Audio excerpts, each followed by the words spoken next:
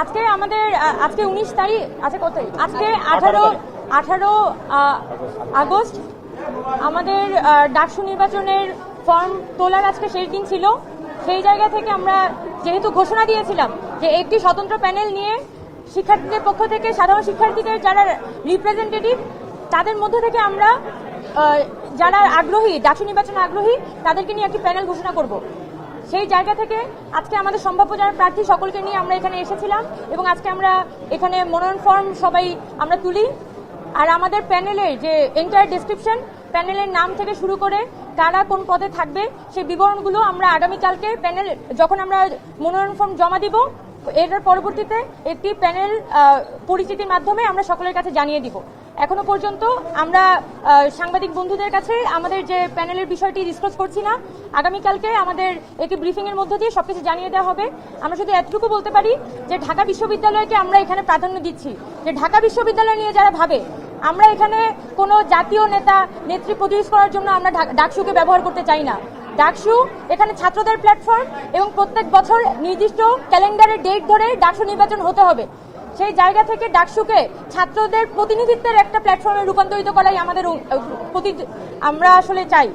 এখন সেক্ষেত্রে যেসব শিক্ষার্থীরা বিভিন্ন পদে তাদের যোগ্যতা এবং অভিজ্ঞতা আছে, বিশেষ করে যোগ্যতা এবং অভিজ্ঞতা শুধুমাত্র নামের কারণে না বা পরিচিতির কারণে না, যাদের কাজ আছে, যোগ্যতা আছে এবং অভিজ্ঞতা আছে, ডিল করার মতো ক্যাপাসিটি আছে, সেরকম শিক্ষার্থীদেরকে দিয়ে আমরা আমাদের সম্পাদক প্যানেল এবং সদস্য প্যানেল এইটি সাজিয়েছি এবং আগামীকালকে আমাদের পূর্ণাঙ্গ প্যানেলের যে পূর্ণাঙ্গ বিবরণী সেটা আমরা আপনাদের সামনে একটি ব্রিফিংয়ের মধ্য দিয়ে উপস্থাপন করব।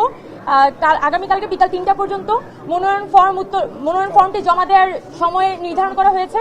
বিকাল 3টার পরবর্তীতে আমরা একটি প্রেস ব্রিফিং করব। ব্রিফিংয়ের মধ্য দিয়ে আমাদের প্যানেল আপনাদের সকলের সামনে আমরা পরিচিত করে তুলব। ধন্যবাদ।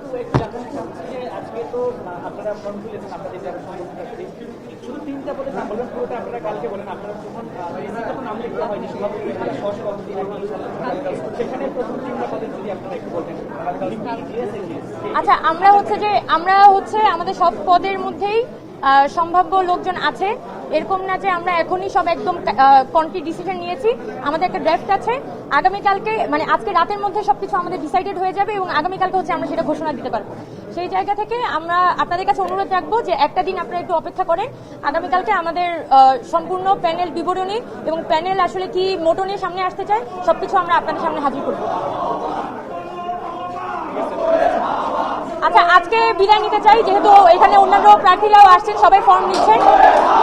আগামীকালকে আমাদের ব্রিফিং এর মধ্য দিয়ে আমরা আমাদের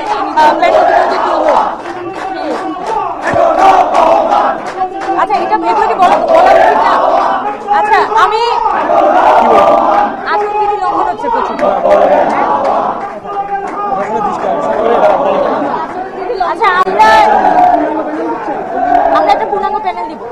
আমরা এখানে বিশেষ করে বিশ্ববিদ্যালয়ের প্রশাসনের এখানে দৃষ্টি আকর্ষণ করতে চাই, এখনো পর্যন্ত কিন্তু নির্বাচনী প্রচারণা করার, অফলাইনের মাঠে প্রচারণা করার সুযোগটি কিন্তু এখনো প্রশাসনের পক্ষ থেকে করে দেওয়া হয়নি এবং সরাসরি বলা হয়েছে যে প্রার্থী সিলেকশনের আগে যদি এখানে কেউ সশরীরে প্রচারণা করে তাহলে এটা কিন্তু আচরণবিধি লঙ্ঘনের মধ্যে পড়ে। এছাড়া ভোট কেন্দ্রে আসলে কতজন মানুষকে প্রবেশ করা যাবে সেগুলোরও কিন্তু নির্দিষ্ট মানদণ্ড আছে, কিন্তু আমরা দেখছি যে আমাদের অনেক প্রার্থীরাই সেটা লঙ্ঘন করছে। আমরা শুধু এটাই বলতে চাই যে আমাদের প্রশাসন যখনই এখানে নানানভাবে সাইনবোর্ড মানে ব্যানার টাঙানো হচ্ছে, প্রার্থী পরিচিতি হচ্ছে, সেই জায়গাগুলোতে যাতে একটা স্ট্রিক্ট ডিসিশন নেওয়া হয় এবং প্রার্থীদেরকে যাতে সতর্ক করা হয় সেই ব্যাপারে আমরা বিশেষ করে আমাদের ঢাকা বিশ্ববিদ্যালয়ের যে নির্বাচন কমিশন তাদের কাছে একটা বিশেষ অনুরোধ করব। ধন্যবাদ।